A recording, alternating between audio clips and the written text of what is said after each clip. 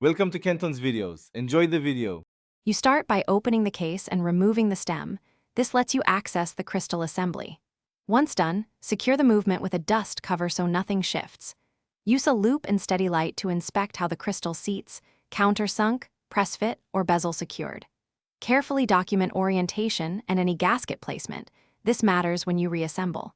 Make sure to keep tiny screws and parts in labeled trays or foam so you won't mix up similar pieces later. Next, remove the old crystal using the method matched to its retention.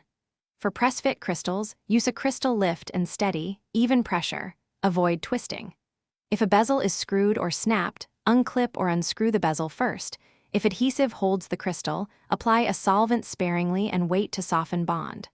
Once the glass is free, clean the seat with 90% isopropyl and a wooden pick to avoid scratches. Check the seating surface for dents or corrosion before fitting the new crystal. To finish, dry test fit the replacement crystal to confirm a perfect fit. Then use a crystal press with appropriate dies to seat it evenly. Center first, then press gradually. If a gasket is required, install a new one or apply a thin line of compatible adhesive, avoiding excess. Reinsert the stem and crown, verifying winding and handsetting work. Finally, perform a water resistance or pressure test as applicable if the watch leaks. Reseat crystal and inspect gasket. Pressure failures usually mean improper seating or damaged gasket. Thanks for watching. Consider subscribing if we helped you.